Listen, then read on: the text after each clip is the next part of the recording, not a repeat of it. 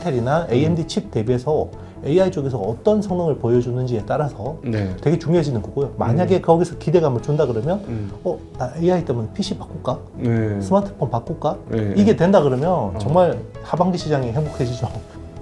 과연 AI를 안 하면 망할까? 물론 이제 인터넷을 안 하는 기업들은 망했죠.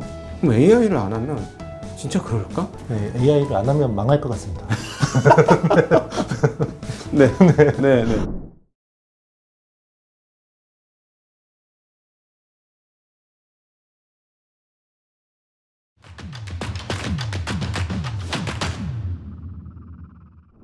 안녕하십니까, 증시각도 TV 시청자 여러분, 투자자 여러분 반갑습니다. 네, 여러분이 좋아하시는 IT의 신, 네, 이영수 대표님 모셨습니다. 대표님 어서 오십시오. 네, 안녕하십니까? 네, 안녕하십니까. 요즘 많이 바쁘시죠?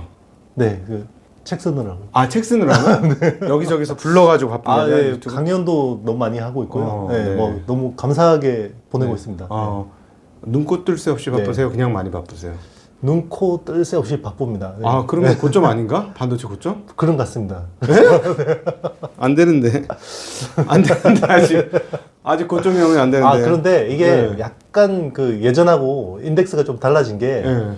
일반 개인들이 찾아오는 조회수는 떨어졌어요. 네, 근데 제도권 업자들? 네, 우리 저희 같은 사람들? 금융회사 쪽에서 굉장히 많은 강연 요청이 들어옵니다. 네. 그럼 아직 조금 다행이네요. 일반인들이 찾으면 저희는 정말 죄송한 얘기지만 그렇죠. 네. 일반인들이 우리 IT의 신을 찾으면은 그거는 정말 저희들 직무 입장에서는 별로 안 좋은 징후다. 맞습니다. 왜냐면 사실 한두 달 전에 정말 엔비디아 없으면은 정말 바보 소리 들었거든요. 네, 맞습니다. 그러더니 너무 좋잖아요. 엔비디아 여전히 좋은데 지수가 떨어지는 거예요. 주가가. 그렇죠. 그래서 맞습니다. 역시나 이 모두가 열광할 때는 항상 조심해야 된다. 이걸 다시 한번 느꼈는데요.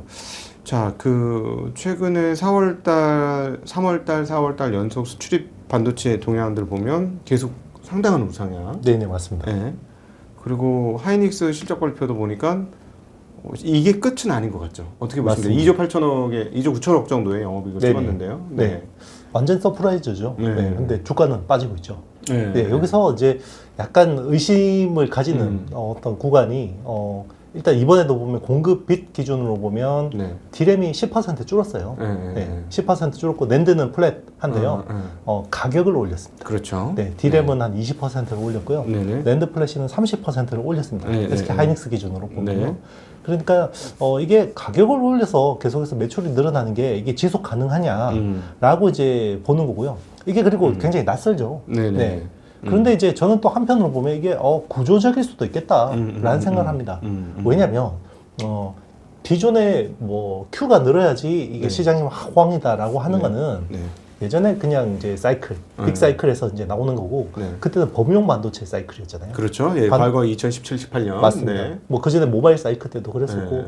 그게 범용이었잖아요. 메모리라는 게. 네. 근데 이번에는 지금 이 주도를 하는 게 범용 메모리가 아니라 스페셜티잖아요. 네, 그렇죠. HBM이라는 네. 스페셜티고 아직까지도 비트당 단가가 보면 DDR5 대비해서 네. 6배, 7배 비싸요. 그러니까 이게 HBM 매출 비중이 늘어나면 네.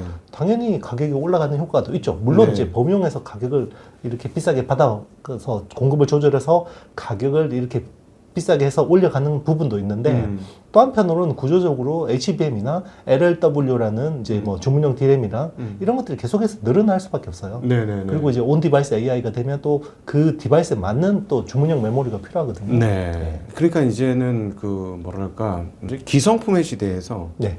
주문형의 시대로 아주 큰 틀에서 보면 마치 메모리 반도체가 시스템 반도체처럼 조금씩 변화하는 건 물론 시스템 반도체만큼은 아니겠으나 네. 메모리 반도체도 특화되는 방향으로 가는 게 어떤 미래 얼마간 동안의 방향성일까? 네. 말씀을 하시는 걸 들어보면 그런 생각이 든다. 어떻게 생각하십니까? 저는 그게 시스템 반도체보다 속도가 더 빠를 수도 있다고 생각합니다. 왜냐하면 지금은 일단 서버 쪽이 제일 가격을 흡수할 수 있는 시장이잖아요. 네. 그러니까 5배 비싼데 성능 5배 좋아. 네. 그럼 사거든요. 네네. 서버는. 네네. 그것도 이제 클라우드 업체들이 사는 이제 그런 AI 서버 쪽이 그렇죠. 네. 그런데 그게 저는 일반 서버나 이제 우리 내구 소비재인 스마트폰이나 PC도 네. 그렇게 될 거라고 봅니다. 네. 네. 그런데 이제 그거에 대한 속도의 문제죠. 우리는 투자자이기 때문에 방향성은 그게 맞는데 그러면 속도가 언제 오냐? 그 속도에 대한 부분은 일단은 데이터 센터, 클라우드 서비스 업체들의 그 방향성은 지금 움직이면 확실한 거고요. 네네. 이게 그러면 낙수 효과로 이게 얼마나 빨리 일어나느냐? 그러면 일반 서버 쪽도 그렇게 변하고 그러면 우리 AI PC나 AI 스마트폰은 언제 되는데 그게 6월에 중요한 키가 나온다고 생각합니다. 네. 예. 네네네. 6월에 왜 어떤 중요한 키가 나온다고 보실까요? 두 개 회사의 입을 보면 됩니다. 네. 일단 애플하고요. 네네. 퀄컴의 입을 보면 됩니다. 네네. 애플이 6월에 WWDC라는 그 세계 개발자 회의를 네. 합니다. 네네. 거기서 이제 iOS 이제 18에 대한 그 이야기를 할 거고요. 그리고 지금 그 나오는 M4 있죠. 네. 그동안 M1, M2, M3가 있었고 이번에 M4가 나오잖아요. 네. M4는 완벽하게 온 디바이스 AI 쪽에 포커싱 됐다고 보시면 될 것 같아요. 그래요? 네, 완전히 설계를 갈아엎었어요. 네, 그리고 퀄컴이 또 중요한 업체인데요. 네. 퀄컴은 그동안에는 안드로이드 OS용 칩셋을 주로 했잖아요. 그렇죠. 네, 그래서 스마트폰이나 태블릿 PC 쪽에 주로 했는데 네. 이번에 나오는 스냅드래곤 X 엘리트라는 네. 저기 칩셋은 네네. 윈도우 OS용이에요. 그러니까 이게 완전히 AI PC에 특화된 거거든요. 그러니까 이게 기존의 X86 진영의 뭐 인텔이나 AMD 칩 대비해서 AI 쪽에서 어떤 성능을 보여주는지에 따라서 네. 되게 중요해지는 거고요. 만약에 거기서 기대감을 준다 그러면 나 AI 때문에 PC 바꿀까? 네. 스마트폰 바꿀까? 네. 이게 된다 그러면 정말 하반기 시장이 행복해지죠. 근데 네. 저기 그 서버 단에서 아직 그 제대로 준비가 덜 됐는데 디바이스 단에서 뭔가를 자체적으로 한다는 건 좀 무리스럽지 않느냐. 결국은 서버 쪽에서 보내주던 걸 받는 정도 수준 아닐까 하는 그런 생각이 드는데 어떻게 보십니까? 이게 테크, 특히나 우리나라 같은 경우는요. 이 용어의 과잉이 좀 있습니다, 사실. 예전에 보면 뭐 사실 플렉서블 디스플레이도 구부려야지 플렉서블. 우리 네네. 폴더블이라는 게 플렉서블이잖아요. 네네. 근데 그게 엣지 약간 끝 구부린 걸 플렉서블 디스플레이라고 해버리고 네네. 뭐 예전에 LED TV도 사실은 그냥 백라이트만 바꿔놓고 그렇죠. 이게 LCD인데 LED TV라고 해버리고 네네네. 그리고 온디바이스 AI도 저는 용어의 과잉이라고 생각합니다. 아, 예. 사실 온디바이스 AI라는 컨셉 자체는 우리 로컬에서 모든 AI의 학습이나 연산이 끝나야 되잖아요. 그냥 서버 들고 다니는 거하고 비슷한 맞습니다. 거죠. 걔는. 그게 절대 안 되잖아요. 네네네. 네. 네. 컴퓨팅 파워가 이게 될 리가 없잖아요. 네. 그러니까 사실은 당분간 제가 봤을 때 향후 몇 년간은 하이브리드 형태가 돼야 되거든요. 네네네. 그게 사실은 퀄컴이 그렇게 가고 있고요. 그러니까 디바이스 단에서의 AI 반도체 성능, 연산이나 이런 것들도 좋아지는데 네. 결국은 서버, 클라우드하고의 연결이 돼야 되고요. 통신이 끊기는데 된다. 이건 아주 어떤 낮은 수준의 AI가 구현될 때는 그런 거고요. 우리가 이야기하는 AI 서비스를 생각하면 서버하고 연결이 끊기면 안 되는 거고. 네네. 그리고 이제 그 통신 장비들 있잖아요. 네. 그 MEC라고 하는 멀티 액세스 엣지 컴퓨팅. 그런 것들을 갖다 놔야 돼요. 그러니까 미니 서버 같은 것들을 통신 장비에 갖다 놓고 이게 그 어떤 세 단계, 그러니까 우리 디바이스 단, 멀티 액세스 엣지 컴퓨팅, 그리고 서버 클라우드가 이렇게 호환되면서 되는 게 저는 당분간의 온 디바이스 AI의 생태계라고 생각합니다. 그러니까 결국은 그 저건가요? 그러면은 서버의 용량이 올라가면 네, 디바이스 단의 용량도 올라가야 되는 건가요? 맞습니다. 여기서 강속골 던지는데 여기서 포수가 이걸 제대로 못 잡으면 찢어지면 안 되잖아요. 그러니까 같이 좋아져야 되죠. 아, 그렇군요. 네. 네. 그러면 이제 그 예를 들자면 이제 소라가 조금 더 구체화돼 가지고 좀 된다면 이쪽에서 소라를 구현해 줘라고 이 컴퓨터라든가 스마트폰에서 요청을 하려면 그걸 받아오는 과정에서도 단순히 통신만 좋아져서 되는 게 아니라 이쪽 컴퓨팅 파워도 디바이스 단의 컴퓨팅 파워도 좋아져야 되고 맞습니다. 그럼 당연히 그러면 CPU, GPU, 그다음 메모리 이 모든 것들이 상향 조정돼야 된다. 맞습니다. 그게 애플이 보여줄 거예요. M4에서 보여줄 거라고 기대를 하고 있는 거고, 네. 만약에 그게 안 된다 그러면, 물론 되긴 될 거예요. 기존 PC도 뭐, 펌웨어 같은 것들 업데이트해서 네. 소라 같은 서비스를 쓸 수도 있겠지만, 네. AI PC는 뭐, 5분 만에 해결되는 걸 얘는 15분, 20분 써야 된다 그러면 사람들은 불편하잖아요. 그러면 내가 바꿔야겠다 이렇게 생각할 수도 있죠. 근데 어떻게 보면 그냥 서버가 튼튼하고 그다음에 결국은 통신망이 조금 그걸 빨리 전달해 줄 수 있으면 디바이스 단에서는 그냥 디스플레이 보기만 하면 되는 거니까 네네. 별로 안 중요하지 않을까 하는 생각도 드는데요. 통신망이 튼튼할 것 같으세요? 그걸 투자 안 하고 있죠. 그렇죠. 돈이 안 되니까 네, 투자 안 맞습니다. 하고 더 이상은 여기서 두터워지진 못하고 있죠. 이게 AI가 등장하고 나서 네. 그 AI 때문에 또 글로벌 데이터 트래픽이 20%가 증가했거든요. 그래요? 네, 그런데 투자를 안 하고 있습니다. 왜냐면 음. 일단은 AI는 네. 철저하게 갑자기 일어난 거잖아요. 이게 정말 그냥 사고처럼 일어난 거잖아요. 그렇죠. 2022년 11월에 챗GPT가 저걸 내놓은 게 네. AI 혁명이 시작될 거라고 아무도 생각을 못했고 아마 그 당사자인 그렇죠. 뭐야, 샘 얼트먼도 네. 야 이거 잘하면 잘 될 거야. 근데 이렇게까지 될 거라고는 상상을 잘 못했겠죠. 맞습니다. 만약에 상상을 했다면은 GPU를 미리 땡겨놨겠죠. 수급에 대한 그림을 그려놨겠죠. 맞습니다. 어떤 식으로든지. 네. 그러니까 이렇게 아무도 될지 몰랐고 그러니까 급한 것부터 해결하는 거예요. 지금 네. AI라는 거는 일단 제일 급한 게 AI 가속기입니다. 네. 그러니까 가속기가 그동안 계속 쇼티지였잖아요. 네. 그래서 주문하면 40주 기다려, 52주 기다려. 그러니까 이게 병목이 뭐가 문제야? TSMC의 코어스라는 네. 2.5D 패키징이 부족해. 아 그래? 그러면 엔비디아가 가서 계속해서 가서 야 투자해. 그래서 이번에 투자했습니다. 그리고 인텔한테 이원화했어요. 그래서 그 AI 가속기가 병목이 기존에 40주에서 52주까지 걸렸는데 네. 그 이번에 블랙웰 아키텍처 공개하면서 네. 그게 한 8주에서 12주를 줄었어요. 어. 네, 그러면 이제 AI 가속기가 이제 좀 풀리네. 그러면 네. 그게 네, 라인이 늘었다는 거예요? 네, 그 코어스 투자를 많이 늘렸고요. 그리고 인텔한테 한 월 5,000장 정도의 그 이원화를 해버렸습니다. 코어스를? 네, 맞습니다. 인텔이 할 줄 알아요? 근데 그게 5,000장이니까 검증이 아직 안 된 거죠.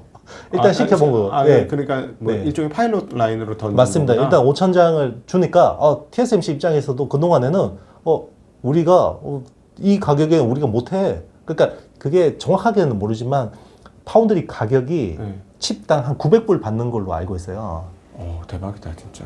그 엔비디아는 자기들이 4,000불에 이렇게 만들어서 4만 불에 팔잖아요. 네. 그러니까 그렇죠. TSMC 입장에서는 이거 칩당 900불도 괜찮은 건데 네. 라고 생각하는데 저기 고객사 보니까 배 아픈 거죠. 야, 우리 더 줘야지. 우리밖에 할 수 네. 있는 사람이 없는데. 네, 그러니까 이제 계속 이렇게 투자를 안 하고 뭔가 자꾸 민기적거리니까 그냥 인텔을 끌고 와버렸어요. 근데 사실은 그 인텔이 끌고 오는 거를 삼성이 먼저 들어갔어야 되죠. 원래 삼성이 iQub를 가지고 했어야 되는데 안타깝네요. 네, 인텔 삼성이 네. 못 끌어다 잡아당겨지지가 네. 않았다는 거 아니에요? 맞습니다.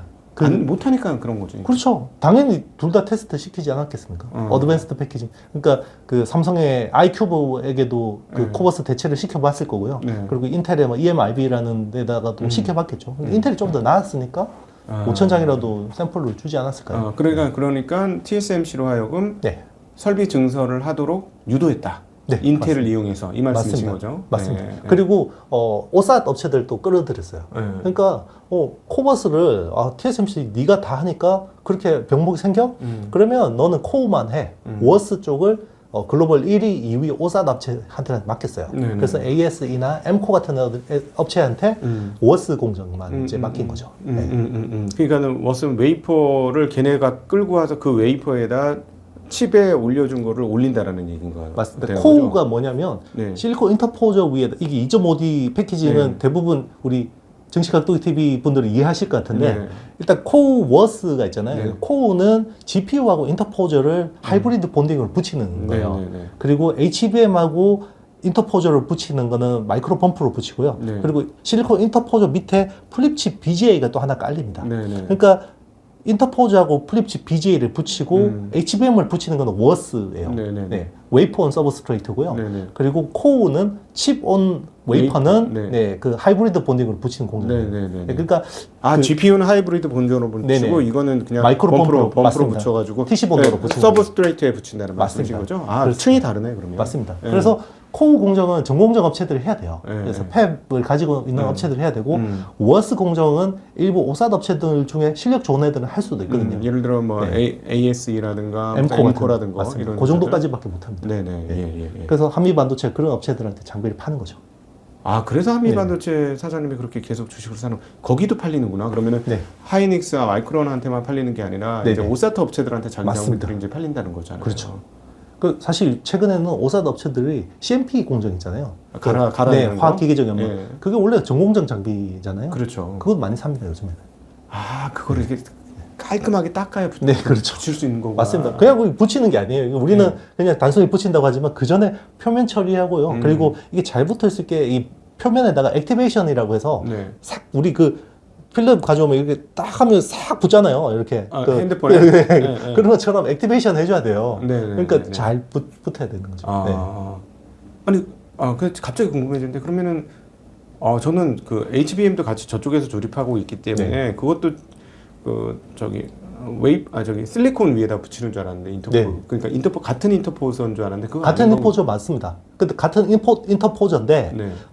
GPU는 인풋 아웃풋가 워낙 많아요. 그렇죠. 네, 워낙 많기 때문에 하이브리드 본딩으로 붙여야 되고요. 거의 그냥 그 다이렉트로 중간에 붙이죠. 그래 네, 중간에 범프 없이. 범프 없이 그냥 네. 범프라는 건 쉽게 얘기하면 연결선인데 네. 연결선 없이 그냥 쫙 맞습니다. 붙여버린다는 그렇죠. 말씀이죠. 네. 그렇죠. 그 구리 그 칩 투 칩, 그러니까 네. 카파 투 카파로 붙여버리는 네, 거고요. 네, 네. 그리고 이제 그 HBM이나 밑에 워스 서브스트레이트는 네. 그냥 이제 범프로 붙여도 범프를 된다. 가지고 붙입니다. 그러니까 네. GPU만큼의 인아웃 개수는 그 맞습니다. 정도까지는 인아웃은 아니죠. 안 되니까? 많이 필요하지만 그 정도는 그렇지. 아니니 맞습니다. 그 서브 정도 되는 쪽으로 간다. 이렇게. 그렇습니다. 네네네. 그래서 지금 이제 HBM도 이게 인풋 아웃풋수가 1024개에서 네. 2048개로 가니까 하이브리드 본딩으로 돼야 되는 거 아니냐라고 어. 했는데 이게 수율이 너무 어려우니까 이번에 제덱에서 제덱에서 네. 그냥 그 네, 기준을 맞습니다. 낮춰버렸죠. 낮춰버렸죠. 네네. 그 맞습니다. 높이도 맞습니다. 높이도 낮추고, 네. 네네. 높이도 이제 네. 높아도 된다. 네네. 쉽게 얘기하면 계속 낮아질 거로 층수가 높아지면 높아져도 네. 똑같이 높이를 하려면 규정하면은 칩이 너무 예, 얇아지니까 그러니까 네. 그러지 않고 그냥 그래 이렇게 맞습니다. 허용해 준다. 뭐 이렇게 맞습니다. 된 거죠. 네. 그렇습니다. 네. 예. 그 대략 보면 제덱인가요? 거기서 하는 55단까지 가능하다고 보는 건가요? 그 HBM이? 그게 이제 나중에는 되겠죠. 근데 그러니까 지금- 장기적으로. 네. 그러니까, 네. 뭐 근데 사실 지금은 16단도 너무 어려울 것 같습니다. 네. 기술이 그러니까 네. 뭐 이게 그래서 학계에서 보는 거하고 네. 사실 현장에 있는 엔지니어들이 느끼는 거하고 너무 달라요. 네. 예, 온도차가 너무 다른데 와 이거 8단에서 12단 가는 것도 사실 녹록지 않거든요. 근데 막 언론 뉴스 보면 다 될 것 같잖아요. 예, 쉽지 않아요. 네. 수율이 네. 확 떨어지거든요. 네네네. 그리고 12단에서 16단 가는 것도 너무 어렵습니다. 네네네. 아, 그러니까 55단은 정말 꿈 같은 이야기입니다. 그러니까 이 TC 본더는 네. 아까 이제 칩끼리 그러니까 시간 웨이퍼와 웨이퍼를 붙이는 그거는 네네. 이제 하이브리드 본딩으로 붙이는 거고 네네. 예, 구리로 네네. 이렇게 붙이는 거고 이쪽은 그 중간에 이제 그 범프 맞습니다. 범프 마이크로 그- 솔더볼이라고 하죠. 솔더볼이라고 네. 하죠. 그 마이크로 범프라고 하죠. 네. 그게 뭐죠? 그 솔더볼 소재가? 예전에는 그냥 납볼 있잖아요. 그렇죠. 그러니까. 납볼을 가지고 했는데 그걸로 안 될 것 같아요. 요즘에는 마이크로 범프는 이게 너무 작아요. 먼지 그러니까. 알갱이 수준이거든요. 그래서 구리에다가 아, 납을 이렇게 코팅해서 섞는구나. 코팅해서 왜냐면 이게 납이 아. 다 녹아버리면 주저앉아 버리잖아요. 네. 그러면 이게 뭐 틸트가 생기잖아요. 네. 예, 그러면 안 되기 때문에 아. 구리가 좀 있고 네. 구리가 한 60에서 뭐 70 있고 납이 겉에 코팅돼 있어서 납이 녹으면서 딱 붙는 아, 그런. 그러니까 그거를 지금 한미 반도체 TC 본더로 TC 본더로 붙이는 붙여주는 겁니다. 거니까 맞습니다. 그러면 이제 한미 반도체 TC 본더 사용이 기존의 큰 어떤 그 반도체 제작사에서 이제는 오사트 오사트 업체까지. 업체까지 펼쳐지니 네, 그거를 빨리 하려면 개수가 좀 많아져야 되겠네. 맞습니다. 그러니까 이제 한미 반도체 입장에서 우리의 미래를 굉장히 긍정적으로 본다. 이렇게 그렇게- 주가가 올랐음에도 불구하고 우리는 우리의 미래가 맞습니다. 긍정적이다라고 자신하고 있는 그렇죠. 그런 과정인 거죠. 그렇죠. 네. 그리고 중국이 있죠. 중국은 아무래도 전공정이 지금 미국의 제재 때문에 네. 한계가 있잖아요. 그러니까 어드밴스드 패키징도 저는 결국 제재를 할 거라고 봅니다. 그러니까요. 네. 근데 제재하기 전까지 빨리 뭔가를 해야 되겠죠. 네. 네. 그러니까 그 준비를 아마 지금 팔아도 돼요? 지금은 파는데 뭔가 문제는 없습니다. 네. 근데 이제 눈치 보면서 팔아야죠. 그럼 결국은 캐파시티가 중요하겠네 한미도. 맞습니다. 네. 그래서 지금 신공장 이번에 들어갔잖아요. 네. 아 그렇군요. 근데 네. 중국에 팔 때는 굳이 공시 안 내고 잘 팔면 되지 않을까요? 아 조심해서. 네. 네네. 굳이 근데 뭐- 사실은 지금 이렇게 말씀해 왜 어드밴스 패키징이라고 했는데 저희가 이제 공부를 해보면 이게 파운드리의 영역이에요. 맞습니다. 파운드리의 영역이 후공정으로 밀고 들어온 거죠. 그렇죠. 그게 이제 어드밴스 패키징이에요. 맞습니다. 예. 그러니까 옛날에는 이렇게 웨이퍼 딱 만들어 놓고 그냥 오사트 업체한테 잘라서 잘 붙여요. 이렇게 보내면 맞아요. 됐던 건데 그렇죠. 그렇게는 이제 될 수가 없는 상황. 말 그대로 패키징이죠. 예, 요즘에는. 그러니까 이게 패키징이 아니니까 어드밴스드라는 말을 붙인 거죠. 예, 네. 그러니까 저는 확장된 그 파운드리다. 네, 맞습니다. 그래도 전 파운드리, 후 파운드리 이렇게 차라리 부르는 게 낫지 않느냐. 맞습니다. 이렇게도 생각이 들더라고요. 그리고 이제 막 그 후공정 단에서도 이제 설계 영역이 되게 중요해집니다. 네. 그러니까 사실 여기서 미국 IP 업체들이나 이제 이 설계 툴, EDA 툴 EDA, 업체들이 어. 엄청 좋아지는 거죠. 시놉시스, 케이던스 케이던스 이런 맞습니다. 회사들이죠. 네. 맞습니다. 새로 나올 책에 그런 언급들이 조금 있죠. 네, 조만간에 우리 네. 이영수 IT 신 대표께서 신간을 냅니다. 이 네. AI와 관련된. 야, 옛날 책 나온 게 한 1년밖에 안 됐는데 1년 조금 넘었는데 네. 그건 이제 반도체에 대한 얘기인데 이 AI가 너무 속도가 빨라가지고 네. 신화를 낼 수밖에 없으셨던 거죠. 제가 그 계속 쓰다가 업데이트하고 쓰다가 업데이트하고 왜냐면 계속 AI가 바뀌니까 예, 예. 제가 막 그거 몇 번 업데이트하다가 나중에 그냥 포기했습니다. 그냥. 그렇죠. 그래서 미국 주식도 되게 많이 분석했고요. 네네. 사실 이번에는 거의 미국 주식이 반 이상이에요. 네, 네. 그리고 왜냐면 AI 분석하면 미국 주식을 안 할 수가 없거든요. 네, 네. 그래서 그렇죠. 한국은 HBM 중심으로 분석을 했고요. 네, 그리고 네. 사무라이 7 중에서 4개가 반도체 회사거든요. 뭐 도쿄 일렉트론 맞습니다. 뭐 어드반테스트, 네. 디스코 이런 회사들 다 분석했고요. 네네. 네. 예. 조만간에 이제 책이 네. 나오니까 기다려 이벤트 주시고. 하겠습니다. 네. 정치감독위에서는 해야 되지 않겠습니까? 네, 책 나오면 네. 바로 모시도록 네, 하겠습니다. 사인본으로 제가 꼭 제공하도록 하겠습니다. 네네네. 많은 분들이 그 일반적인 생각을 하니까 HBM 시장이 이제 새로운 진입자가 오면은 이제 곧 단가가 두두두둑 떨어진다 이렇게 얘기를 하는데 만약에 그렇게 두두두둑 떨어질 거면 이번에 청주 공장에 20종가를 들여갖고 하이닉스가 공장을 짓겠다는데 그것의 주력이 HBM이라고 지금 네. 언급을 하고 있죠. 맞습니다. 네, 근데 그렇게 안 할 것 같아요. 가격이 우수 떨어질 것 같으면. 근데 가격이 안 떨어진다는 보장이 어디 있지? 하는 생각을 투자자들이 할 것 같은데 어떻게 보십니까? 저도 사실 그렇게 제가 작년에 출연해서 그런 이야기 했었습니다. HBM이 나중에 진화할수록 가격이 떨어진다? 도저히 안 그럴 것 같은데요 라고 말씀드린 게 그때 하이브리드 본딩 적용해야 되고 인풋 아웃풋도 1024개에서 2048개로 늘려야 되고 네. 그리고 층수도 높아지고 기술이 난이도가 보통이 아니고 정말 더 어려워지고 장비도 훨씬 비싼 거 써야 되는데 어떻게 가격을 낮출까라고 이제 저 그때 말씀드린 기억이 나거든요. 네. 그래서 그렇게 실제로 되고 있어요. 그리고 네. 실제로 우리가 예상한 스펙보다 훨씬 낮아지고 있잖아요. 네. HBM4도 아마 2048개 또 이거 될지 안 될지도 몰라요. 네. 사실은 또 네. 다운그레이드 될 수도 있는 거고. 그러니까 그만큼 수율도 어렵고요. 그리고 SK 하이닉스가 지금 수율 제일 높은 회사잖아요. 네, 그렇죠. HBM3 수율이 70%가 안 돼요. 제가 확인한 거. 3E요, 3요. 3요, 3.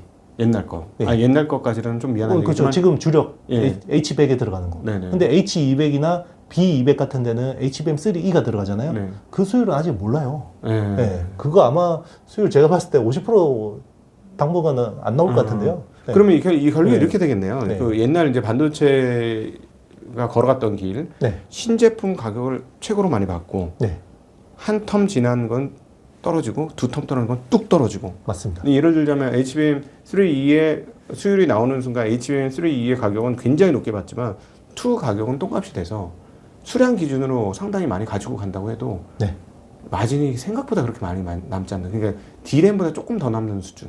뭐 이런 정도 되지 않겠습니까? 파운드리하고 똑같습니다. 네. 파운드리가 7나노에서 충분히 돈을 벌고 네. 그리고 5나노로 가고 네. 근데 뒤늦게 7나노 들어온 업체들은 삼성 같은 데는 돈을 못 벌고 네네. 그럼 D램에서 번 거 가지고 투자하고 네네네. 이런 식으로 따라가야 되고 TSMC는 7나노에서 충분히 벌고 5나노 투자하고 네. 5나노에서 충분히 벌고 4나노 투자하고 네. 선순환이 되는 거고요. 예. 후발 업체는 계속해서 자기 돈 태우면서 가야 되는. 네네. 네, 그게 아마 HBM에서도 그럴 가능성이 있죠. 자, 그러면은 하이닉스가 네. 의외로 HBM3E, 그 다음 HBM4 여기까지 상당한 마진율을 누리면서 갈 가능성이 매우 높다. 내년도 상반기까지 그런 계산이 나올 수 있는 그런 아이디어도 충분히 가능하고요. 네. 그게 이번에 그 M15X 공장 탭 투자에 대한 그게 시그널이 아니었나 생각합니다. 그렇죠. 그게 이제 보장이 된다고 판단을 했기 때문에 우리가 그렇죠. 한 3개월에서 6개월 계속 앞서갈 수 있으니 과거 삼성전자가 일본 업체들을 무너뜨리면서 했던 방식을 자기네가 할 수 있다. 뭐 이런 생각을 하는 게 아닌가 하는.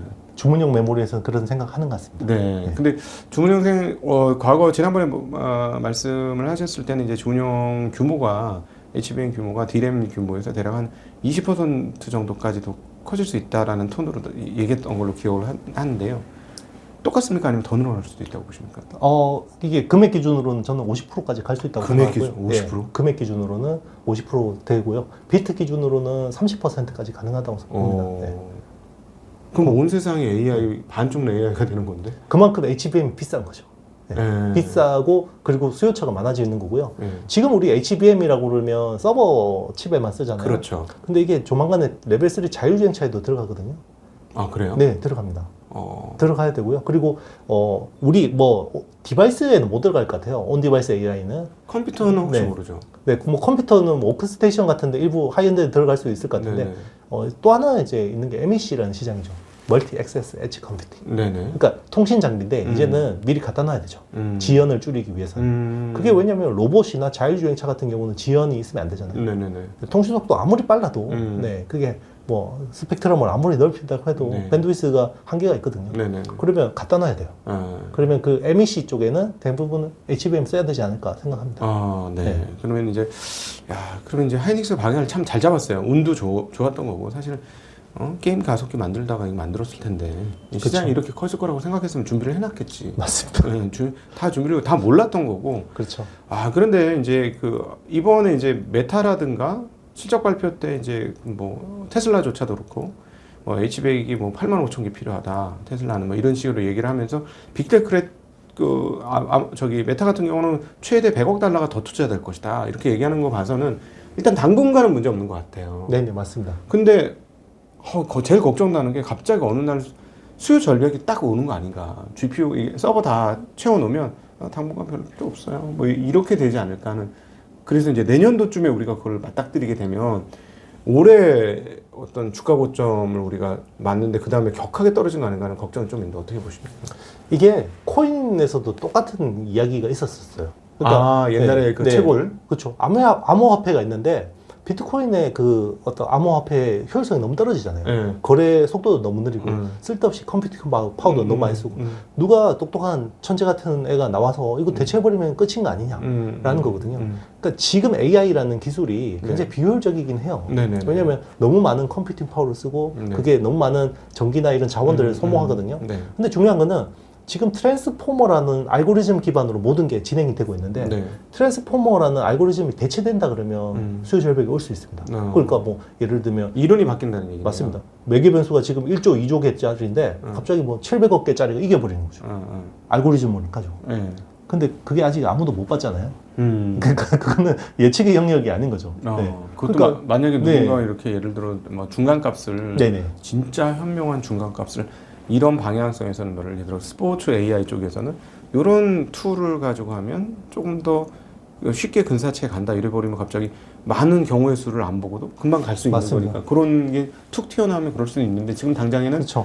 누가 뭘 어떻게 하고 있는지 알 수가 없고 그렇죠. 나온다고 해서 그게 적용이 된다는 것도 맞습니다. 장담할 수가 없고 이런 그러니까 이제 거죠. 항상 그 어떤 매개 변수가 작은 파인 튜닝이라고 하죠. 기존에 이제 대부분 메타가 라마를 오픈 소스로 제공해 주기 때문에 네. 라마 가지고 많이 만들어요. 그리고 우리가 구글 제미나이보다 나아요. 챗GPT보다 나아요. 근데 특정 부분에서 나아요. 근데 결국 AGI로 가려면 다 잘해야 되잖아요. 그렇죠. 그럼 그게 안 되는 거예요. 근데 계속해서 그런 도전들이 있었는데 네. 실제로 그게 그렇게 되진 않았거든요. 대표적인 클로드 3 그거든요. 엔스로픽의 클로드 3 같은 게 네.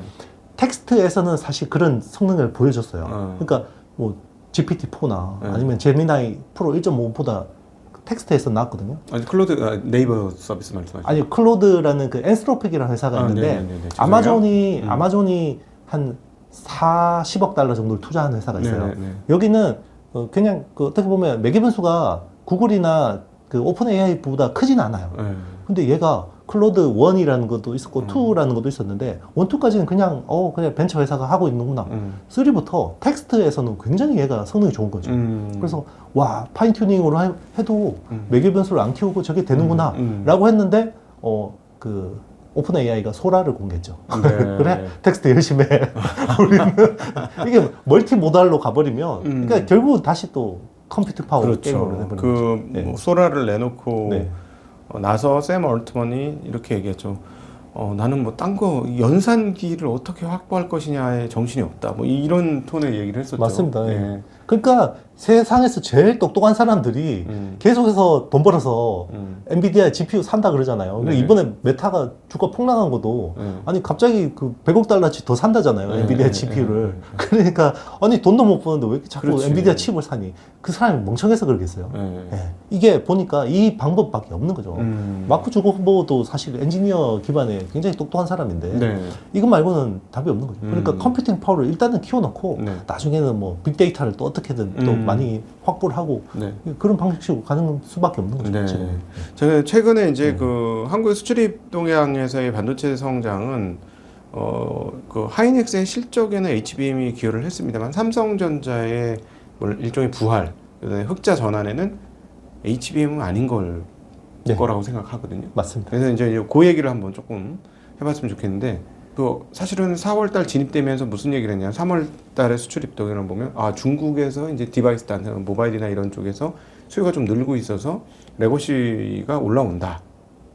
그래서 좋아진다. 이렇게 얘기하는 쪽이 하나 있고, 아니다. 공급을 감축을 했던 게 드디어 효과가 나서 그래서 지금 좋아지고 있는 거다. 이제 공급을 늘리고 나면 또 꽉 난다. 이렇게 보는 경향성도 있어요. 어떻게 보십니까? 중국의 수출입이 다시 늘려고 하는 거다가 미국한테 다시 추월당하고 우리나라 수출에서 보면 그런데 사실 저도 작년부터 이게 사실 희망 고문이거든요. 왜냐면 AI는 확실하게 수요가 좋고 이쪽은 뭐 성장하는데, 근데 워낙 시장이 네. 상대적으로 적기 때문에 이것도 새로운 신수요가 나온 거니까 네. 분명히 좋은 건데, 자, 범용에 대한 회복이 될 거다라고 네. 봤는데 작년에도 AI만 좋고 범용의 회복이 안 됐거든요. 그렇죠. 그래서 올해는 그래, 올해는 AI 계속 좋고 범용은 회복이 되겠지라고 했는데 회복이 되긴 했어요. 근데 속도가 우리가 기대하는 속도보다 안 나는 거죠. 네. 그래서 AI는 우리가 생각한 것보다 훨씬 더 좋고, 네네네. 그리고 또 수급이 AI 쪽으로 가고, 그게 이제 제가 이제 생각을 해보니까 벌써 한 1년 6개월이 지나고 보니까 이 범용은 수요가 예전처럼 안 올라오겠다라는 네. 생각을 좀 하고 있습니다. 왜 그러냐고 생각해 보니까 네. 결국 그거예요. 지금 너무 내가 소비 여력이 없는데 네. 굳이 PC나 스마트폰을 바꿔야 될 이유가 별로 없을 것 같아요. 그리고 일반 서버도 굳이 뭐 어떻게 소프트웨어 그냥 이렇게 효율화해서 그냥 좀 더 쓰자. 그러면 확보한 예산을 AI 서버 사는 거죠. 자, AI 서버는 우리의 미래야. 지금 우리가 당장 굶더라도 저거 확보 안 하면 나중에 우리가 디지털 시대에 완전히 그냥 마이너가 돼버릴 수 있어. 네네네. 이런 게 이제 기업들의 대부분 네. 상황이 아닐까 생각합니다. 좀 기초적인 질문을 한번 드려보고 싶은데, 지금 하신 말씀 중에서 과연 AI를 안 하면 망할까? 물론 이제 인터넷을 안 하는 기업들은 망했죠. 예, 인터넷 모든 것들을 인터넷 기반으로 했던 기업은 살아남고, 오프라인 기반에 했던 회사들은 우리나라의 대표적으로 이제 유통업이나 이런 쪽이 쇠락했고 여기는 살아남았고 이렇게 되는데, 그럼 AI를 안 하면 진짜 그럴까? 유통업은 너무 쉽게 그게 보였는데 AI를 안 하면 정말 그럴까? 이런 생각인데 어떻게 보십니까? 네, AI를 안 하면 망할 것 같습니다. 네, 네, 네. 왜냐면 뭐 네. 저도 이제 그 공부가 얕지만 상대적으로 네, 네, 네. 이게 AI에 대해서 공부를 해보면 해볼수록 이거 안 하면 죽겠다라는 생각이 들었어요. 왜냐면 AI는 저는 이게 하나의 산업 대상이 아니라요. 이게 인프라라고 생각해요. 네, 네. 그러니까 인류에서 제일 중요한 인프라가 세 개가 있거든요. 네. 세 번째가 이제 AI라고 생각하는데 첫 번째 인프라가 전기예요. 네. 전기는 2차 산업혁명의 산물이거든요. 네. 1차 산업혁명은 석탄이라는 에너지를 가지고 전기기관, 네. 어떤 그 기계 산업을 열었고요. 네. 2차 산업혁명이 그 석유를 기반으로 해서 전기 에너지로 됐고, 그게 현대 문명의 거의 기저의 기반이거든요. 네. 근데 최근에 우리가 겪은 중요한 혁명이 있잖아요. 인터넷 혁명하고 네. 모바일 혁명. 네. 네. 그게 통신 혁명이거든요. 네. 네. 근데 지금 통신 없이 살 수 있겠습니까? 그러면 시계의 바늘을 돌려서 우리가 지금 통신 안 하면 죽습니까? 이 이야기하고 똑같지 않을까 네, 생각해요. 네. 그러면 향후 10년 뒤에는 AI가 모든 디바이스, 모든 어떤 그 산업의 CP&D라는 네 가지 요소의 근저에 있는 거거든요. 네. 콘텐츠 플랫폼, 네트워크 디바이스라는 이 네 가지 테크 산업의 축에서 그 기반이 되는 게 AI거든요. 네. 근데 이게 한 축이 없다? 그러면 그냥 훅 빠지는 거죠. 네. 그러면 이게 결국은 생산 효율성으로 넘어가게 되잖아요. 네. 결국 그러니까 이제 그 디바이스 단에는 아마 로봇 쪽으로 진화를 하게 될 맞습니다. 거고. 자율주행차도. 네, 네, 자율주행차도 로봇의 일종일 테니까. 맞습니다. 모빌리티. 그리고 이제 예를 들어 통신 서비스하고 뭐 그래픽 만들어주는 거 이런 쪽 그 사람이 하던 서비스를 거의 상당 부분 대체를 할 것이고. 그렇죠. 예. 그럼 또 어느 영역을 또 대체를 하게 될까요? 한번 상상력을 좀 발휘해서 한번 생각해 보고 싶어가지고 말이죠. 네. 만약에 AI가 뭐 지금은 뭐 텍스트 중심으로 모든 것들을 대체를 네. 하고 있잖아요. 네. 그리고 이게 이미지 관련돼서 이미지 관련된 직종에 큰 타격을 줬고요. 네. 이제는 영상으로 오는 거죠. 예를 들면 우리 그 아바타 영화 네. 정말 대박이었잖아요. 네네. 그게 아바타의 그래픽을 만들기 위해서 초당 2억이 들었거든요. 네. 예. 근데 소라를 적용하면 거의 제로의 수렴하죠. 이게 없어지는 거예요, 산업이. 네. 네. 그리고 광고, 뭐 게임 이런 쪽에서 거의 뭐 하던 것들이 수천만 원, 수억을 들여서 하던 프로젝트들이 네네. 거의 뭐 몇만 원이면 다 해결이 되거든요. 그게 이제 콘텐츠 쪽에서 큰 변화를 일으키는 거고요. 그리고 디바이스에는 네. 모든 게 AI 기반으로 바뀌어야 되죠. 네. 이번에 제가 그 초창기 제가 이 우리 토크 시작하면서 M4 이야기했잖아요. 네. M4를 왜 갈아보겠습니까?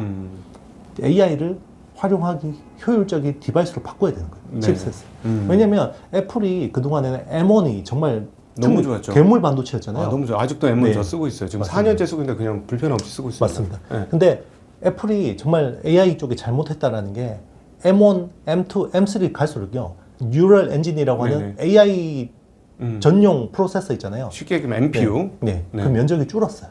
아, 오히려. 네. 어. M1이 6% 면적이었고요. 네. M2가 4%고요. M3가 3%예요. 네. 그러니까 이 회사가 얼마나 AI에 대해서 과소평가하고 있었던지 보이는 거고요. 네. 그래서 이번에 M4도 아마 뭐 3% 내외로 뭔가 하고 있었겠죠. 네. 그런데 갑자기 AI 쪽에 다이 면적을 확 늘렸어요. 음. 그래서 TSMC한테 당초 주문했던 것보다 3나노 웨이퍼를 50% 더 달라 그랬어요.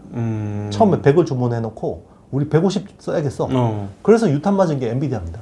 그 라인을 뺏겼다는 얘기죠. 그렇죠. 네, 네. 원래 블랙벨 아키텍처가 3나노였잖아요, 원래. 음. 근데 막상 공개하니까 4나노인데 칩 두 개를 칩레스로 연결해서 나오죠. 네네네네. 네. 아마 3나노 애플한테 뺏겼을 것 같아요. 제 추정으로는 그렇거든요. 그러니까 이것만 봐도 네. 이게 CP&D 요소에서 네. 이제는 모든 게 AI 커스텀 쪽으로 가지 않으면 다 죽는다는 거죠. 네. 네네네네. 아, 실제로 우리 일반 소비자가 느끼실 때 어떻게 구현될지 모르겠는데 일단은 뭐 가까운 예로는 휠이나 이런 성능이 엄청나게 좋아질 가능성이 있고 그럴 수 있죠. 네. 그다음에 이제 뭐 생명보험회사라든가 은행들이 하고 있는 챗봇의 성능이 기하급수적으로 좋아질 가능성이 있는 거죠. 한 1, 2년 안쪽으로. 맞습니다. 네. 이번에 약간 그 애플이 원래는 애플이 비밀주의잖아요. 네. 근데 지금 AI 쪽 못한다고 하다 그러니까 계속 정보를 조금씩 공개하고 있어요. 그래서 애플이 내놓은 그 어떤 그 작은 그 스몰 랭귀지 모델 중에 하나가 특이한 게 그거예요. 이미지를 얘가 AI가 인지를 하는 거예요. 이미지를. 사진 찍어 놓으면 여기 뒤에 간판에 있는데 여기 보니까 전화번호 보니까 이거 경기도 같아. 막 이런 식으로 이제 인지를 하는 거거든요. 그게 뭐가 달라지냐면 사진에 이렇게 우리 휴대폰 화면에 만약에 뭐 배달의 민족이나 이런 거 있잖아요. 나 여기 왼쪽에 있는 피자 이거 나 주문해줘. 제일 싼 걸로. 그러면 AI가 이런 걸로 에이전트 서비스를 해줄 수가 있는 거죠. 물론 이제 그렇게 나올지는 모르겠습니다만 제 상상력이긴 한데 그게 그냥 온 디바이스 AI 쪽에서 제일 필요로 하는 부분들이 그런 거 아닐까 생각이 들어요. 그런 것들이 이 스몰 랭귀지 모델에서 뭔가 이런 임팩트 있는 것들이 나온다 그러면 산업 파급 효과는 엄청 커지죠. 네. 그러면 이제 그 레거시 쪽의 가격은 결국은 이제 공급단에 의해서 결정이 되겠죠. 네, 당분간 그럴 것 같습니다. 네, 그러니까 이제 수요단이 갑자기 폭발적으로 나는 것보다도 공급이 부족하면 가격을 올리면서 할 수 있고 최근에 그래서 낸드 가격 오르는 게 굉장히 가파르더라고요. 네, 맞습니다. 네. 그러니까 이제 반도체를 약간 네거티브하게 보는 쪽은 저게 구조적인 성장이냐 계속해서 공급 조절해서 가격 올리는데 네네네. 네, 그렇게 보는 거고 공급 업체들은 우리 다시는 이제 안 당할 거야 막 이런 거거든요. 네, 다시는 공급 과잉해서 우리가 당하지 않을 거야 이런 거거든요. 네.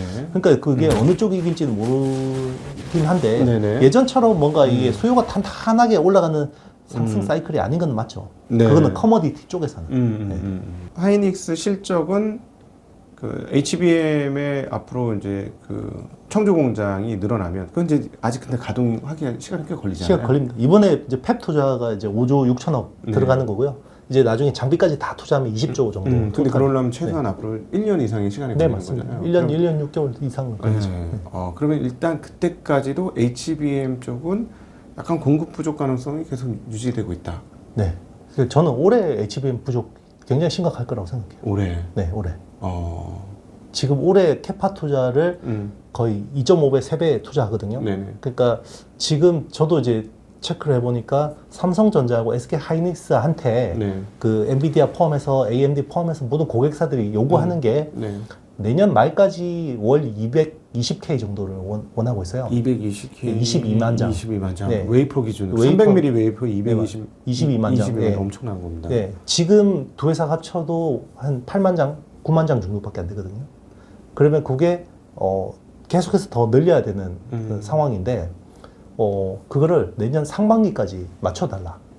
22만 장으로 네네. 8만 장 하고 있는데 지금 그러니까 6개월 땡겨달라는 거죠. 당초 그 스케줄보다. 네. 그리고 이제 나오는 이야기가 이거는 아직까지 확인된 건 아닙니다. 저도 네. 이제 업계에서 약간 들은 이야기인데 굉장히 충격적이긴 해요. 기존의 HBM의 계약 기간이 1년이거든요. 네. 그럼 1년 주문하면 1년 동안은 그 가격에 사가요. 파운드리하고 똑같거든요. 네네네. 이거를 2년, 3년으로 할 수 있다는 이야기가 나오고 있어요. 왜냐면은 네. 그 사실은 그 반도체 가격은 뚝뚝뚝뚝 떨어지기 때문에 2, 3년 고정가 거래를 해버리면은 네. 매수자 입장에서는 불리할 수 있다는 말씀이신 맞습니다. 거죠. 사는 쪽에서 훨씬 불리한 계약이거든요. 네. 그런데 이게 뉴 노멀이 될 수도 있겠다. 그러면 HBM이 주는 밸류가 더 달라져야 되는 수가 있는 거죠. 네네네. 그러니까는 GPU 다음으로 밸류에이션을 받을 수 있는 영역이 HBM이 될 수도 있다. 맞습니다. 그렇게 말씀하시면 또 삼성전자가 무척 안타까워지는 해요. 삼성이 잘해야겠죠, 여기서. 진짜 너무 안타까운데 네. 그 삼성전자가 지금 좀 안타까운 게 계속 소리는 있으나 결과치는 없는 상황이에요. 네, 지금 맞습니다. 작년도 이맘때부터 지금 1년째 지속이 되고 있어요. 그렇죠. 납품하겠다고 해서 납품을 한 적이 없어요. 그러니까 이제 뉴스만 보신 분들은 야 삼성 납품하고 있는데 왜 이렇게 안 좋게 이야기하는 거야? 막 네. 이렇게 뭐 댓글에도 그렇게 하시는 분 있잖아요. 네. 근데 실제로 납품이 안 됐거든요. 네네네. 그러니까 여기서 납품이 안 됐다는 건 HBM3를 얘기하는 거죠? 맞습니다. 3도 그렇고 3E도 납품된 게 없어요. 네. 3는 아예 없는 것 같고. 네. 3는 좀 있지 않아요? 그래도 없어요. 3는 일부 있습니다. 근데 물량이 뭐 이게 양산이라고 할 만큼 뭐 의미가 있진 않죠. 그러면 지금 HBM2만 납품하고 있는 건가요? 그렇죠. 2E가 많이 하긴.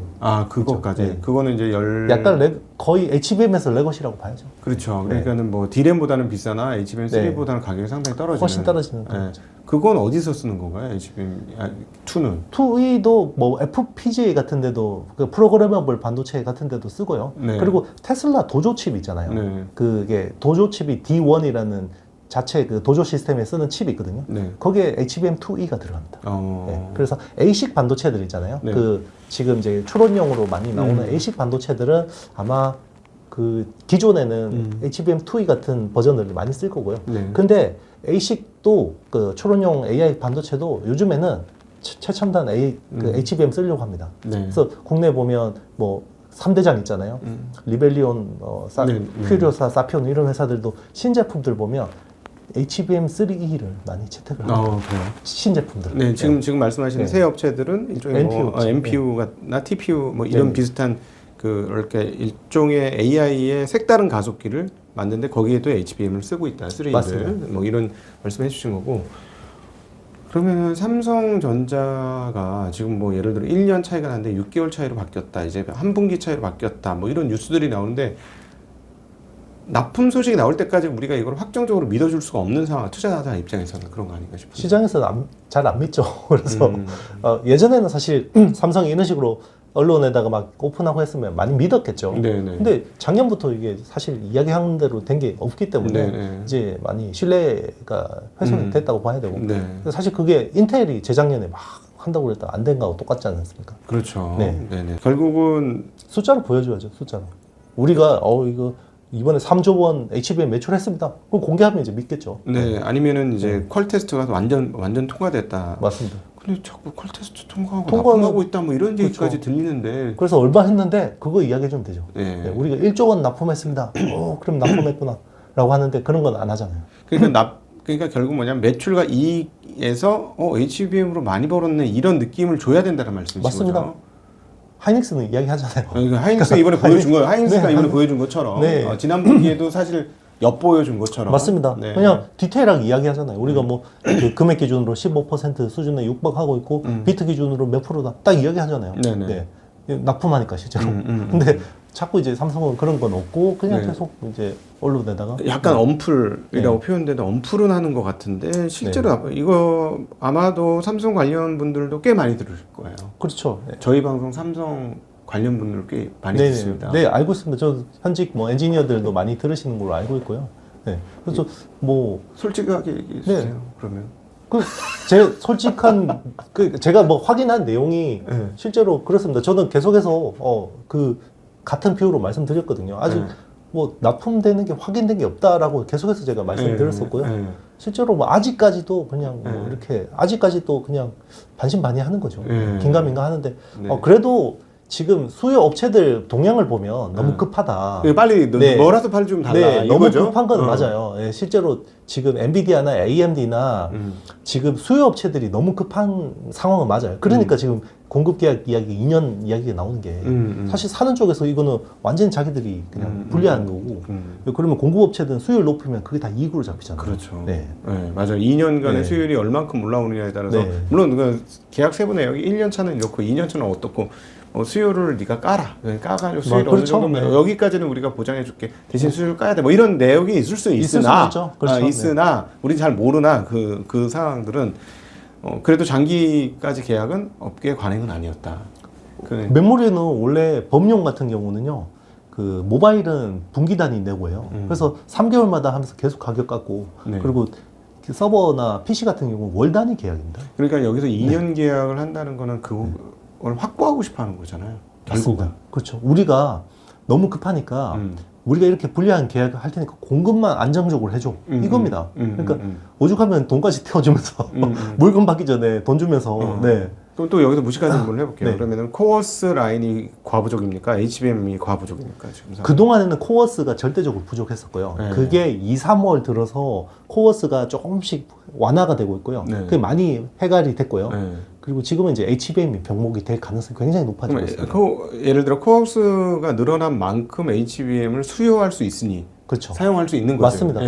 GPU가 많이 나온 만큼 그대로 HBM이 수요가 되는데 예를 들어 비슷하다고 하는데 이제 이쪽이 탁 열리면 이거 하나당 이거 하나가 아니잖아요. 맞습니다. 그러니까 코어스 하나 열린 게 HBM 쉽게 얘기하면 4개, 5개 열려야 되는 거니까. 맞습니다. 이게 많이 열렸으면 이거는 훨씬 더 많이 훨씬 더 열려야 됩니다. 이게 이제 좀 더 세부적으로 설명드리면 칩당 HBM 사용량이 늘죠. 네. 기존의 H100이라는 칩은 HBM 80GB를 썼는데 새로 나온 H200은 144GB를 쓰고요. 그리고 B200이라고 하는 블랙웰은 192GB를 씁니다. 칩 하나당. 그러면 H100 대비해서 2.4배. 네. 네. 그러면 이게 단순히 하나하나 올라가는 게 아니라 코어스 하나 풀리면 HBM이 3, 4개가 올라가야 돼요. 네. 네. 네. 그러니까 코어스 이렇게 올라가면 HBM이 이렇게 올라가야 되는 거죠. 여기서 네. 말하는 건 네. 낸드 플래시로 여러분 헷갈리실 것 같은데 낸드 플래시 아니고요.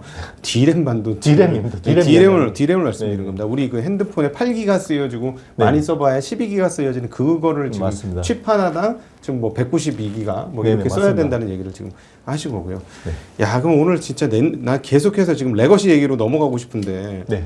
넘어가지를 못하네. 지금. 레거시는 AI가 안 되면 이것도 그러니까 AI가 되면요 그 프로세서가 무지하게 좋아질 거 아닙니까? 그러면 D램이 이 매개 변수라고 하잖아요. 만약에 뭐 온 디바이스 AI도 매개 변수가 그래도 한 70억 개 정도 되잖아요. 그러면 70억 개 매개 변수를 돌리기 위해서 D램이 10억 개당 1GB D램이 늘어나야 돼요. 그러면 온 디바이스 AI가 되면 그냥 아무리 못해도 5GB의 D램을 더 써야 되거든요. 그럼 이게 그러면 레거시 쪽에도 AI가 되게 영향을 미치는 겁니다. 네. 그러면 또 다른 측면에 이게 지금은 D램 얘기만 했는데 저는 이제 뭐 예를 들어서 소라를 보니까 얘네들이 이거를 돌려가지고 데이터를 며칠만 보관하고 다 지우지 않고 당신이 썼던 거 다 또 그 다음에 보여줄게 이렇게 되는 순간 이건 보관해야 되잖아요. 맞습니다. 그럼 이게 지금 저희가 이제 이런 영상들을 찍어서 저희는 이제 구글 드라이버를 쓰는데 뭐 한 달에 몇만 원짜리를 쓰고 있어요. 이거를 제가 사실은 디바이스 단에서 카메라 디바이스 단에서 확보를 해보려고 했더니 가격이 너무 올라가.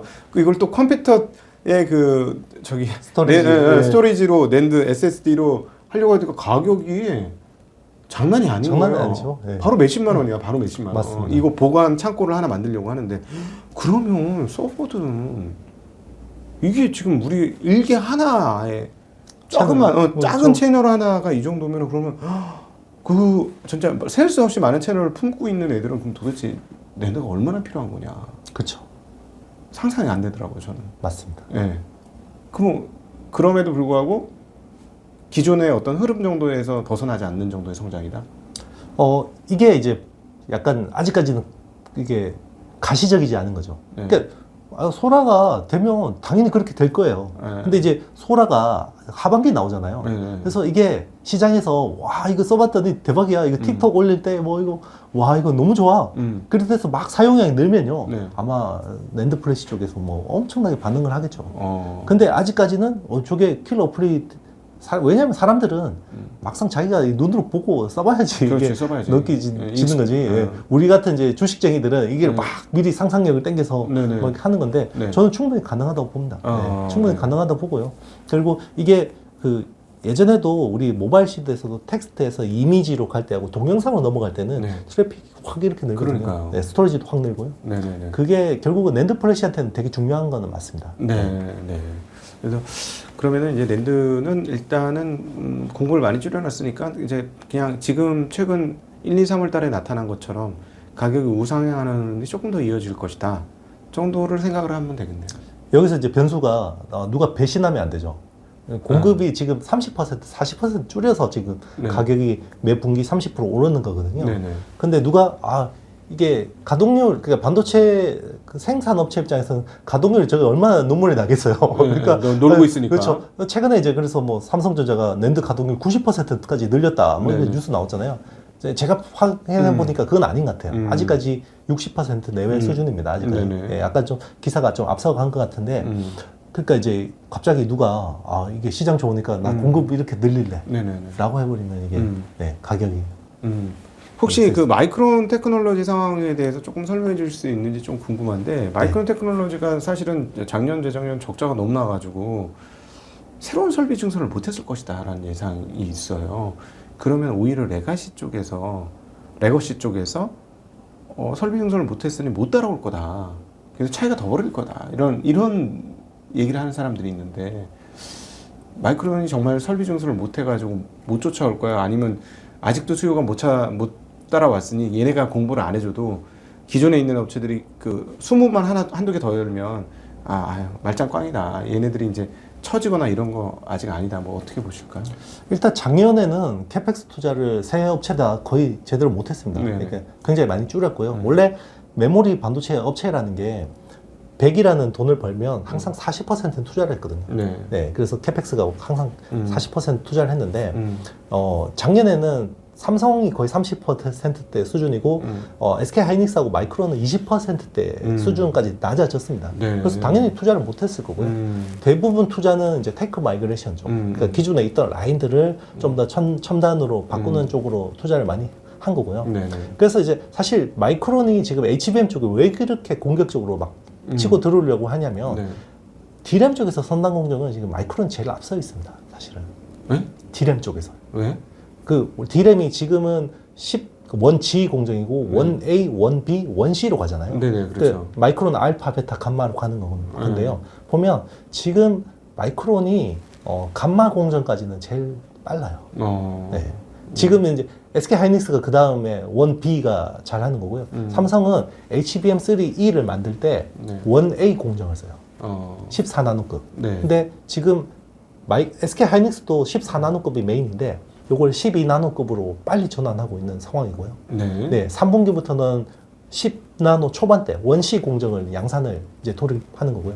이게 마이크론이 제일 빨라요. 지금 이쪽으로 보면. 그러니까 이 선단 공정 D램 낯장이 좋으니까 이거를 쌓고 이것만 잘하면 되긴 한데 거기 이제 수율이 아직까지는 떨어지는 상황인 거죠. 어떻게 보십니까? 마이크론 테크놀로지가 그 지금 일반적으로 거기가 공급 시작하면 이제 HBM 떨어진다는 얘기를 하는데 아까 이제 쇼티지에 관련해서는 충분히 얘기를 한 것 같고 마이크론이 충분한 수준의 수율로 원하는 만큼의 HBM을 공급하는 회사. 그래서 이번 2분기에 우리가 하이닉스에서 보았던 것 같은 그런 실적을 금방 만들어낼 수 있을까 하는 의문이 있는데 그냥 이거는 사실은 그냥 개인적인 의견입니다. 정확히 맞출 수가 없는 내용입니다. 네, 그렇죠. 일단 HBM을 수율을 저렇게 빨리 못 잡을 거라고 생각해요. 저는 SK 하이닉스 수준까지 말씀하시는 거잖아요. 그거까지는 저는 적어도 2년 걸린다고 생각하고요. 왜냐하면 마이크론이 HBM을 삼성은 이제 2019년에 팀을 접었지만 마이크론도 그 전에 굉장히 삽질을 했어요. 인텔하고 기억하시는지 모르겠지만 옵테인 메모리라고 그게 미래인 줄 알았거든요. 거기다가 막 엄청나게 많은 자원과 인력을 투자했었어요. 네네. 그래서 HBM 쪽으로는 그렇게 많은 신경을 못 썼고요. 그 SK 하이닉스 혼자 이렇게 우직하게 그냥 어떻게 보면 미련하게 하다가 보니까 걸린 거고요. 네. 삼성하고 마이크론은 거의 뭐 비슷한 상황이라고 볼 수 있는데 네. 마이크론은 다만 디램 낮장 쪽에서는 경쟁력이 있기 때문에 그러면 당연히 기존 전통 디램보다는 HBM 쪽으로 뭔가 많이 하고 싶을 거 아니에요. 네. 그래서 그러면 전환을 하면 이 캐파가 범용 캐파가 확 줄죠. 네. 그렇죠. 범용 캐파가 줄겠죠. 네. 그쪽으로 많이 넘기면. 근데 이제 그 한미 반도체와 마이크론이 이제 계약을 하긴 했습니다만은 한미 반도체 장비가 이제 막 들어갈 거 아니에요. 네, 맞습니다. 그러면은 지금 만드는 거는 한미 반도체 수율을 못 갖고 오는 거잖아요. 지금 만드는 거는. 지금 만드는 거는 지금 삼성이 쓰는 일본 회사 장비 똑같은 걸 쓰고 있다가 네. 그게 수율이 너무 안 나와서 한미 반도체 거를 썼더니 수율이 올라가서 급하게 사고 있는 상황이죠. 그러니까. 네. 근데 네. 그거 한미가 막 넘겨주는데도 몇 달 걸릴 거 아니에요. 맞습니다. HBM 수율이 금방 안 올라온다. 최소한 한 분기는 올라올 턱이 없다. 많이 안 올라오는 건 사실인데 요 본더를 바꿔서 올라오는 부분이 있으니까 좀 네. 자신감이 생긴 것 같아요. 그러니까 근데 네. 본도를 받으려면 한 분기 이상 네. 기다려야 되지 않는 맞습니다. 거죠. 그렇죠. 그러면은 본도가 도착될 때까지는 얘네 지금 납품을 해봐야 미량에 그치지 않을 거냐. 그렇죠. 올해는 사실 물량 미미합니다. 사실 예, 올해 마이크론이 HBM 시장에 미치는 영향은 거의 없다고 보시면 돼요. 왜냐하면 올해 그 컨퍼런스 콜에서 공개한 게 올해 7억 달러 하겠다고 했거든요. 네. 그럼 7억 달러면 SK 하이닉스의 10분의 1도 안 돼요. 공급량에 올해 HBM 이? 목표가. 그러니까 그게 그동안에는 자기들도 긴가민가한 거죠. 관심 많이 했던 건데 최근에 요거를 한미 반도체 장비 가지고 뭔가 해봤더니 수율이 많이 올라갔어요. 그래서 우리가 20%까지 내년 내후년까지 해서 늘리겠다라고 이야기한 거죠. 근데 만약에 그러면은 네. 지금 삼성은 한미 반도체 장비를 안 쓰고 있는 걸로 저희가 알고 있는데 네. 계속 저렇게 하다가 마이크론이 예를 들어 수율이 한 40%까지 올라와 버리면 하다가 도저히 안 돼갖고 우리 삼성도 이제 우리도 안 되네 그냥 한미 거 한번 써보자 해서 하면 네. 그때 이제 말짱 꽝 되는 거 아니냐 이거지. 써봐야. 네. 왜냐면 얘네들이 이제 그때부터 물량이 이제 상당히 늘어날 테니까. 네네. 그리고 장비 잡고 6개월 정도 세팅 기간 또 잡아야 될 테니까. 그렇죠. 그러면 이제 두 님은 다 떠나갔고 네. 이제 분봉해서 이제 출발하면 네. 이제 우리 출발해서 가속 붙을 때쯤 쟤는 이륙했을 거고. 맞습니다. 안타깝죠. 네. 그러니까 만약에 그 전제가 맞다 그러면. 네. 만약에 이제 말씀하셨던 것처럼 우리가 이제 한미 반도체가 수율을 올려준데 진짜 핵심적 그거 마이크론이 얘기한 거예요? 그 저기 한미 반도체 장비 썼더니 수율을 올려줬던 거 한미 반도체에서 얘기하는 거예요? 업계에서 저도 들은 이야기고요. 그리고 그 한미 반도체 장비 납품이 들어가고 나서부터 마이크론이 톤이 되게 세졌어요. HBM에 대한 톤이. 그전에는 그냥 우리도 해볼 거야 라는 정도였는데요. 그리고 이번에 한미 반도체 저는 수주 공시에서 그게 뭐 금액이 뭐 얼마 안 됐잖아요. 뭐 200~300억? 220억이었나요? 근데 이게 납기가 3개월이에요. 그러니까 이거 3개월 만에 달라는 거거든요. 그러면 또 더 들어오겠죠. 그만큼 그러면 뭔가 급하게 사네? 장비를 3개월 만에 납기를 하는 경우가 별로 없잖아요. 그래요? 네. 잘 몰라요, 저희. 네. 왜냐면 보통 아무리 그 수주 공시해도 이게 공시가 나고 매출이 발생하기까지 아무리 빨라도 6개월 보통이고요. 그리고 이제 중국 같은 데는 뭐 8개월, 10개월 정도에 이제 이렇게 납기가 일어나거든요. 그럼 급행료 줬을까? 네, 3개월이면 거의 제가 봤을 때 급행료를 줬을 거예요. 3개월만에 전 장비 납품해달라는 건 거의 부품도 아니고 장비를. 그럼 마진은 상관없을까? 일단 무조건 줘 이러고. 마진을 좀 많이 받지 않았을까요? 그러니까 뭐 예를 들어서 그건 못해요. 다른 데도 해야 되는데. 더블 우리 택시 올 때 더블 뭐 이런 것처럼 뭐 그런 거. 그럴 수 있죠. 네, 충분히. 충분히 그럴 가능성이 높습니다. 예. 오늘 정말 그 HBM 중심으로 해서 오늘 특별히 하다 보니까 HBM 스페셜이 됐는데 우리 저희 시청자 구독자분들께 해주시고 싶은 얘기. 벌써 시간이 다 됐나요? 순식간에 끝났어요. 네. 이제 저는 이게 되게 중요한 분기점이라고 생각합니다. 일단 이제 그 엔비디아하고 슈퍼마이크로컴이 지난주 금요일 날, 19일 날 폭락을 했고 그 뒤로 이제 계속해서 다시 반등하고 있는 상황인데 저는 5월까지는 괜찮을 것 같아요. 네. 그러니까 5월은 왜냐하면 6월에 그 두 가지 행사에 대한 모멘텀이 있잖아요. 네. 그러면 5월까지는 일단 기대감으로 뭔가 네. 충분히 이제 반등할 수 있을 것 같은데 6월에 그 이벤트가 어떻게 되는지에 따라서 하반기 시장이 굉장히 달라질 것 같아요. 그래서 네. AI 쪽으로 만약에 AI 반도체 가속기 쪽으로 포지션이 좀 많이 있으실 것 같아요. 아무래도 반도체 좋아하시는 분들이 많기 때문에 그 진짜 6그러니까 6월 그 이전 5월 뉴스 흐름들이나 그런 것들 많이 주목해서 보셔야 될 것 같고 물론 이제 우리 각도기 형님이 열심히 설명해 주실 거라고 당연히 생각할 것 같은데 네. 그게 하반기 전략 그리고 네. 내년 전략까지 진짜 중요한 포인트가 될 것 같아요. 네. 이번 AI 사이클에서 네네. 어떻게 보면 제대로 된 조정이 올 수도 있을 것 같다라는 네. 생각을 좀 합니다. 예, 네. 알겠습니다. 네, 오늘 뭐 다른 회사인 인텔이나 이런 거는 물어볼 시간이 없어. 제 책 보시면 다 나옵니다. 인텔 나와요? 네, 알겠습니다. 네네. 제 책 쓰시면 바로 또 모실 거니까 네네. 그때 한번 오늘 못 물어본 것 회사와 기업들에 대해서는 한번 물어보도록 하겠습니다. 오늘 귀한 시간 마련해 주신 우리 이영수 IT 신 대표님께 감사드리고 함께해 주신 모든 시청자 구독자분들께도 감사 인사드립니다. 인사드리겠습니다. 고맙습니다.